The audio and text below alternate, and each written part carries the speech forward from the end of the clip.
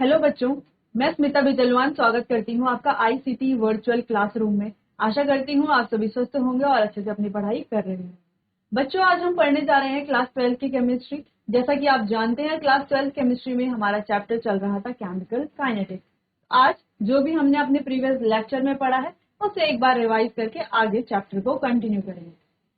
चलिए बच्चों, तो ये टॉपिक आप देख लीजिए, हमने अपने प्रीवियस लेक्चर में पढ़ लिए हैं, अच्छे से समझ लिए थे, कुछ क्वेश्चन आंसर्स भी इन पे बेस्ड हमने कर लिए थे। चलिए, तो लास्ट लेक्चर में बच्चों ने मॉलिक्यूलैरिटी के बारे में बात किया था, ऑर्डर के बारे में बात किया था, ठीक है, कि ऑर्डर किसी भी रिएक्शन का क्या होता है, कैसे हम ऑर्डर फाइंड करते हैं, इससे रिलेटेड हमने एक क्वेश्चन भी किया था। ठीक, ऑर्डर फाइंड कैसे किया जाता है। और इसी में हमने बात की थी ट्रिक की, कि कैसे हम जो है ट्रिक से बिना पेन उठाए भी क्वेश्चन को देख करके, डेटा जो भी हमारे पास गिवन है रिएक्शन का, उसको देख करके कैसे हम आसानी से ऑर्डर रिएक्शन का बता सकते हैं। ठीक, चलिए, तो ऑर्डर के बारे में तो हमने बात कर ली थी। अब हमारा नेक्स्ट टॉपिक है रिलेशन हमें बताना है डिफरेंशियल रेट इक्वेशन में और रेट लॉ में। तो बच्चों, किसी भी रिएक्शन को डिफरेंशियल रेट इक्वेशन में कैसे लिखा जाता है वो हमने पढ़ा था, और उसका रेट लॉ कैसे लिखा जाता है ये भी हमने पढ़ा था। अब हमें पढ़ना है कि दोनों में रिलेशन क्या है। देखो, डिफरेंशियल भी सेम ही बात हुई और रेट भी जब हम एक ही तरह से लिखेंगे तो है तो दोनों सेम ही, लेकिन हमें यहाँ पर बताना है कि दोनों में रिलेशन क्या है। ठीक, चलिए, तो कोई भी रिएक्शन ले लेते हैं।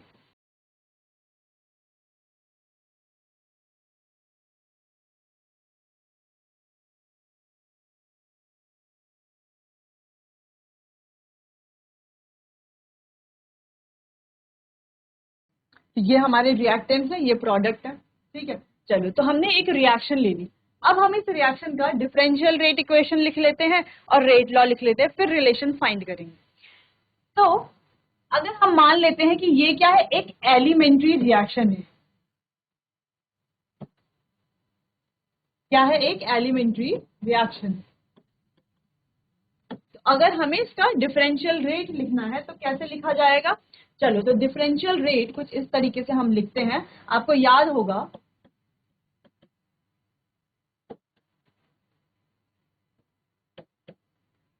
चलिए, तो सिंपल कैसे लिखा जाता है, रिएक्टेंट हमेशा क्या होता है, नेगेटिव, और प्रोडक्ट हमेशा पॉजिटिव। जब हम लिखते हैं तो -1/N1 d ऑफ A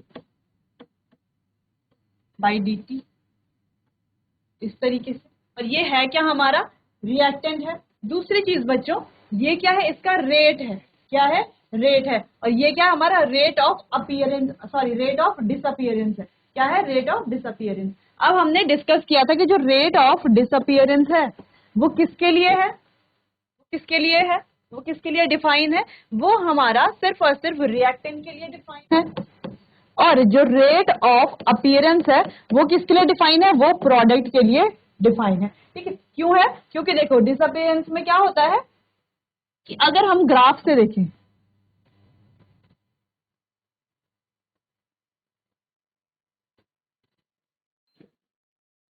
अगर हम ग्राफ से देखें, ये हमारे पास है कंसंट्रेशन टाइम का ग्राफ,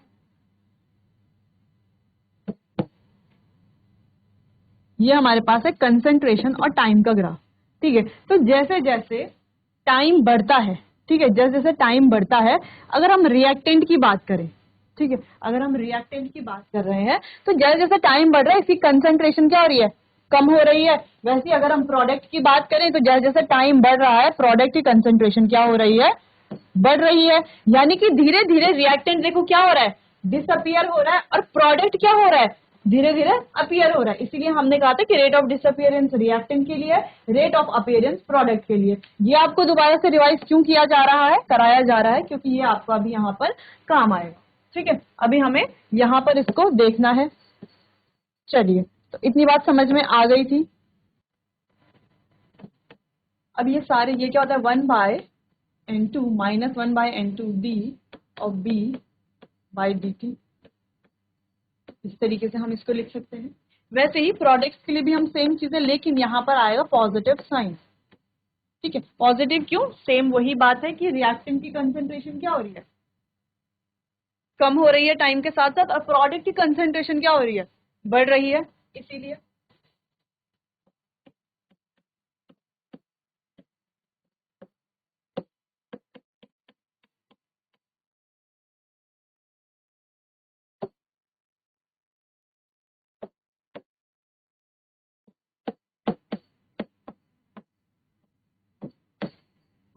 चलो, तो ये तो हो गया डिफरेंशियल रेट। अगर हम यहाँ पर रेट लॉ के फॉर्म में इसे लिखते हैं,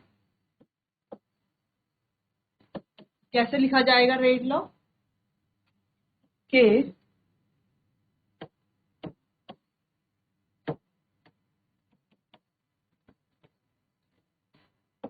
रेट इज इक्वल्स टू के क्या है यहाँ पर? रेट कांस्टेंट है, ठीक।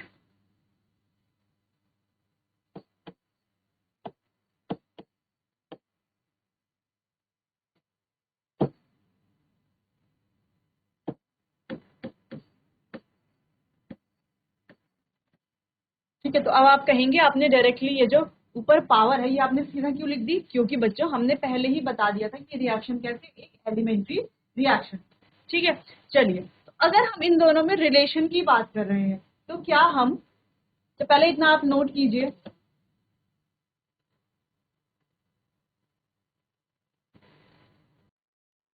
चलिए अब देखो ये जो डिफरेंशियल रेट है, रेट इक्वेशन है और रेट लॉ है, दोनों को लिखने का तरीका तो अलग अलग है, लेकिन दोनों है तो एक ही चीज है ना। लिखने का तरीका क्या है? अलग अलग है, इसका तरीका अलग है, इसका तरीका अलग अलग है, लेकिन रेट जब हम फाइंड करते हैं दोनों से क्या आएगा? रेट, रेट तो सेम ही आना चाहिए, ठीक। चलिए, तो इसमें रिलेशन कैसे फाइंड करेंगे बच्चों? देखो, क्या हम ऐसा लिख सकते हैं 1/n1 dA/dt equals to A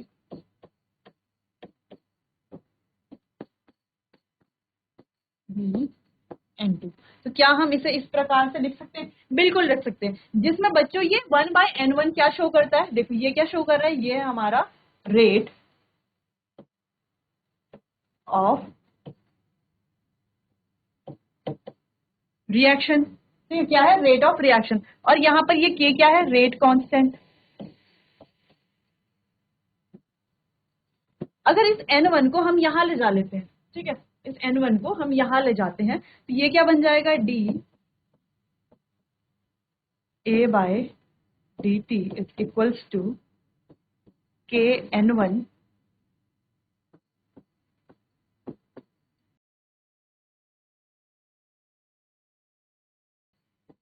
ऐसा हो जाएगा ये, ठीक है, ऐसा हो जाएगा, ठीक है, माइनस का साइन। अब ये कैसा बन गया देखो, अब ये n1 जब इधर चला गया तो ये कैसा बन गया? अब ये क्या है बच्चों? Rate of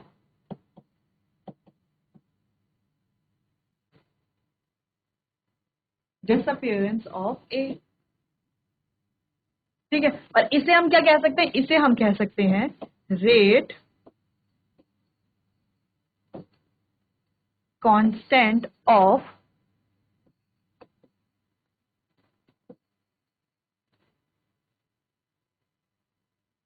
disappearance of A. आगे से सॉल्व करेंगे, पहले आप इतना नोट कर लीजिए। ये हम बोल किसे रहे हैं? के ए को, किसे कह रहे हैं? के ए को। तो हम सिंपली यहां पर कह सकते हैं बच्चों कि के ए is equals to K n1,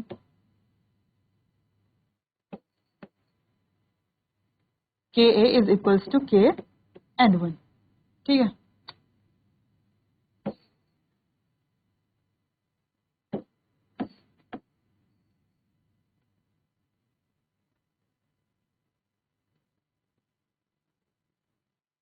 ठीक है, तो हमने बात की ये के ए है क्या? रेट कांस्टेंट, जो कि यहाँ पर लिखा हुआ है, rate constant of disappearance of A. के n1 कहें हम इसे, या इसे कह सकते हैं हम n1 के।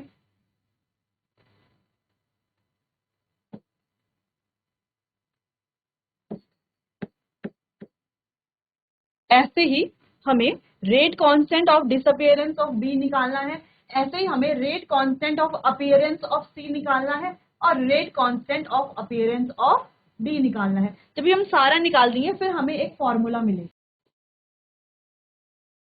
चलिए, अगर हम, ये तो हमने किसके लिए डिफाइन किया था? For a. यहाँ पर हम लिख सकते हैं फॉर ए। ऐसे ही अगर हम बी के लिए किए करें तो चलिए, फॉर बी कैसा लिखा जाएगा? -1/n2 dV by dt is equals to K AN1 BN2, इस तरीके से लिख सकते हैं। ठीक है, चलो इसको आगे सॉल्व करते हैं। जैसे कि हमने पहले भी सॉल्व किया था कि N2 को हम इधर लेके चले जाएंगे, फिर यहाँ पर क्या बच जाएगा, rate of disappearance of B बच जाएगा। ठीक है, तो यहाँ इसे हम यहाँ लेकर के जाएंगे तो यहाँ पर बच जाएगा माइनस, अब ये है क्या, ये है बच्चों rate of disappearance of B का डिसअपियरेंस का रेट। तो हम कैसे लिख सकते हैं, ये हो गया यहाँ पर N1 के ए N1 बी N2। अब सिंपली जैसे हमने पहले किया, इसे हम क्या कह सकते हैं बच्चों, इसे हम कह सकते हैं के बी। अब के बी है क्या, rate constant of rate of disappearance of B. ठीक है, तो के बी की वैल्यू क्या हो सकती है, यहां से हम क्या लिख सकते हैं, के B is equals to N1 के, क्या लिख सकते हैं, के B is equals to N2 के इक्वल्स टू N2। ठीक है, ऐसे हम इसको डिफाइन कर सकते हैं सी के लिए, फॉर सी, अगर हम सी की बात करें। लेकिन सी में हमें एक चीज ध्यान रखनी होगी कि ये किसके लिए है, प्रोडक्ट के लिए। ठीक है, सिर्फ ये ध्यान रखना है, 1/N3 D C by D T, ये हो गया, इसको बराबर रखेंगे।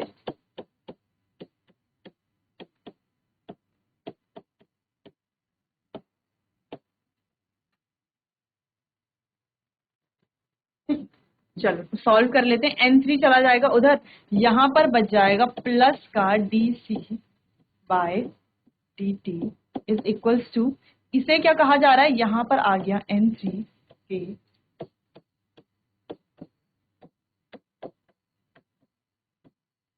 D N2। अब ये क्या है, जैसे ये के बी था वो के ए था, ये क्या हो गया हमारा, ये हो गया बच्चों के सी।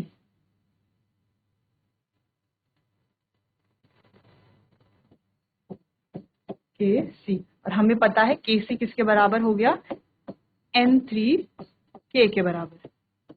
अच्छा, ये जो भी हम लिख रहे हैं ये हमें पता होना चाहिए कि हम क्यों लिख रहे हैं इसको। अगर हम डी के लिए डिफाइन करते हैं इसको, for D,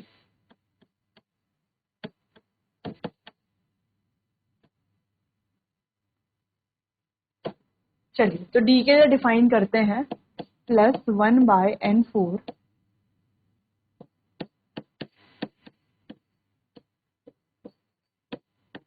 is equals to के AN1 BN2। सेम यहां पर भी N4 चला जाएगा ऊपर, क्या बचेगा, जैसे कि हमने बात की थी, ये क्या था बच्चों,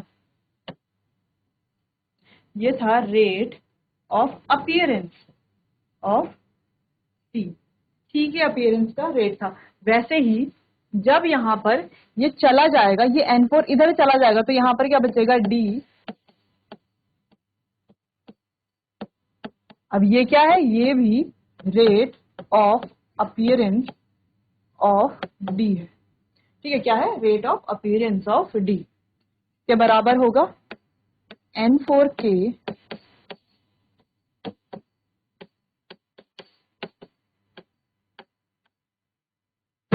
तो हम इसे क्या कह रहे हैं, इसे कहा जाता है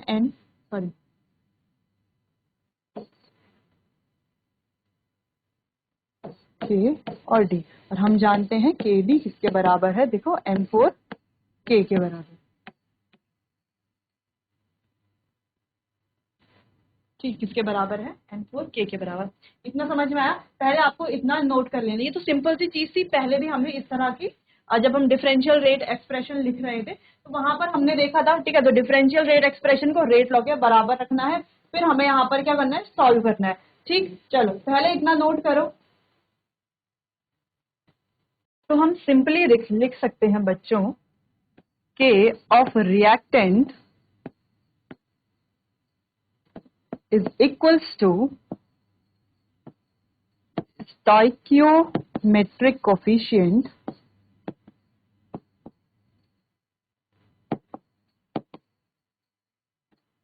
into K of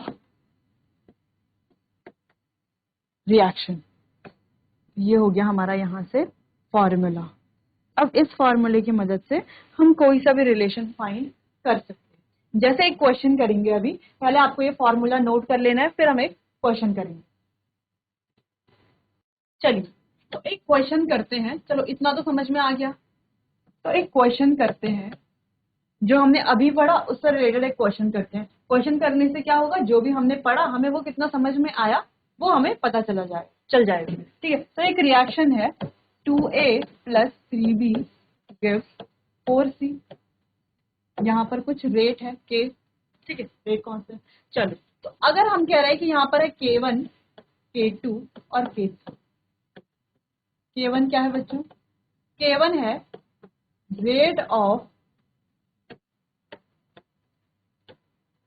K1 है rate of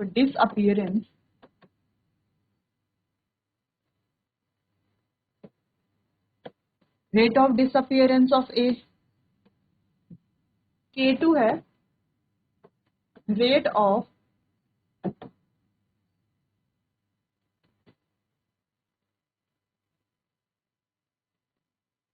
disappearance of B। और K3 है rate of appearance of C। हमें क्वेश्चन फाइंड करना है, फाइंड द रिलेशन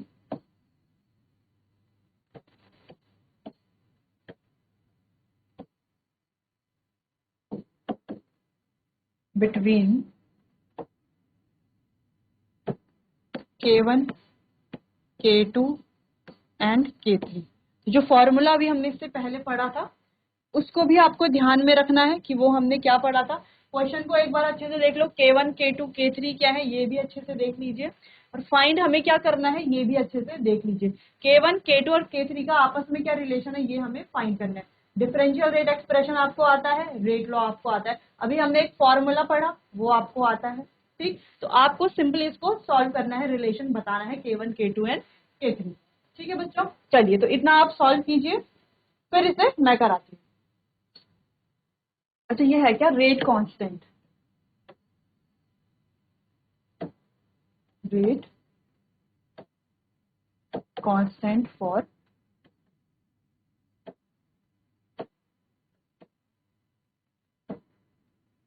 क्या है? Rate constant for appearance of A, appearance और disappearance of A, disappearance of B और disappearance of sorry appearance of C. क्या है दे रखा है यहाँ पे? रेट कांस्टेंट दिया हो। ठीक है, चलो रेट कांस्टेंट आप जानते हैं कि हमारा रेट कांस्टेंट ही तो होता है। ठीक है, तो कंफ्यूज मत होना। चलिए तो नोट कर लीजिए और फिर सॉल्व कीजिए। चलो ये क्वेश्चन है, सिंपली सॉल्व कैसे करेंगे कैसे रिलेशन फाइंड करेंगे K1, K2 और K3 में। ठीक है, चलो तो अभी हमने एक फॉर्मूला पढ़ा था, तो फॉर्मूला क्या था बच्चों?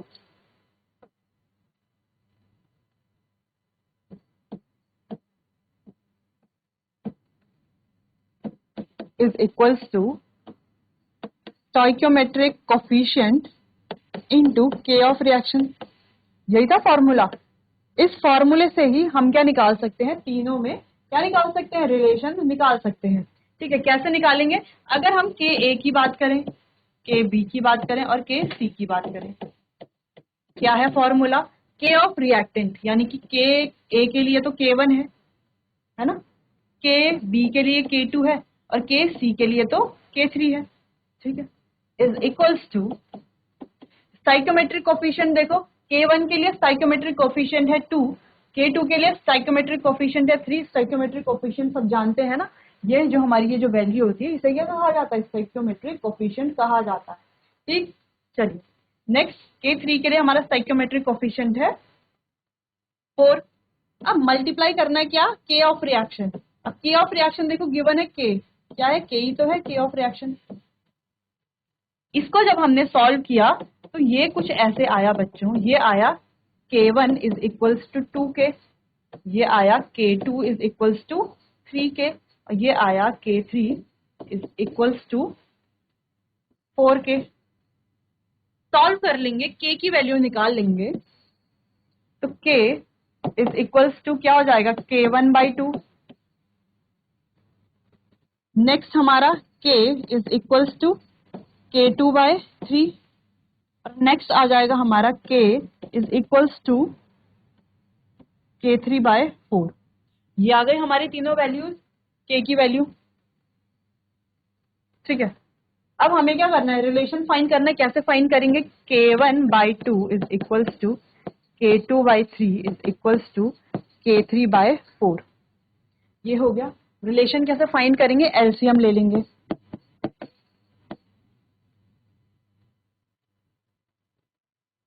एलसीएम ले लेंगे तो ये लगभग आ जाएगा कुछ 12।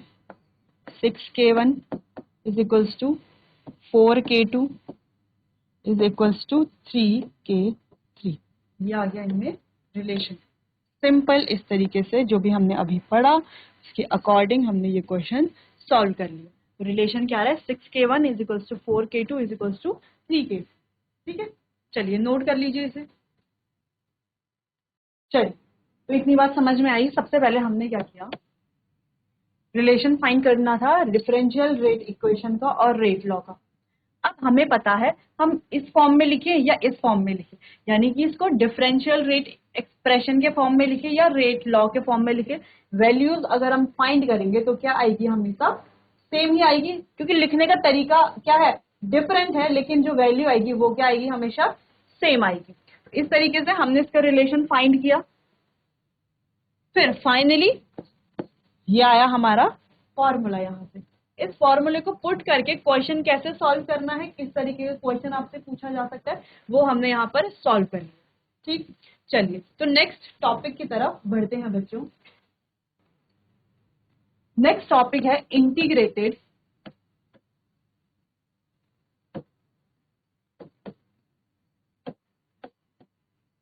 रेट लॉ फॉर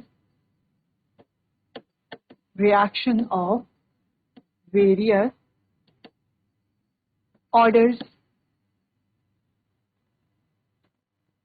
अब वेरियस ऑर्डर से क्या मतलब है, क्योंकि बच्चों यहां पर हमें पढ़ना है जीरो ऑर्डर रिएक्शन,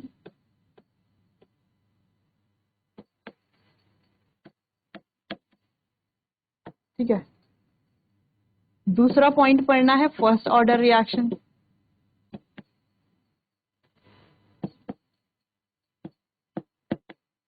फिर हमें सेकंड ऑर्डर रिएक्शन पढ़ना है।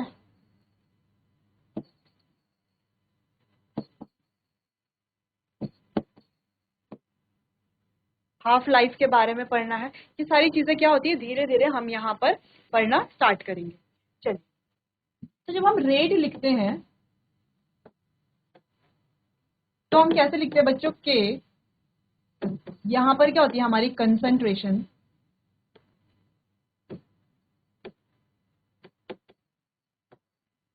और ये होता है एन।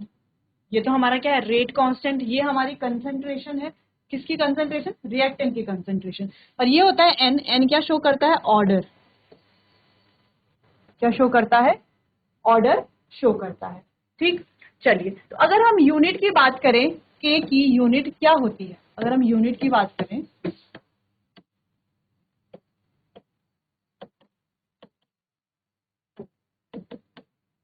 मोल, लीटर इनवर्स, सेकेंड इनवर्स, यही तो होती है यूनिट। ठीक, लीटर इनवर्स और सेकेंड इनवर्स। चलिए, तो बच्चों आज के लिए बस इतना ही। आने वाले अगले सेशन में हम जीरो ऑर्डर रिएक्शन के बारे में पढ़ेंगे, जीरो ऑर्डर रिएक्शन क्या होती है, ठीक है, इसको डिटेल में डिस्कस करेंगे। आज के लिए बस इतना ही, मिलते हैं अपने आने वाले अगले सेशन में। तब तक के लिए आपका बहुत बहुत धन्यवाद।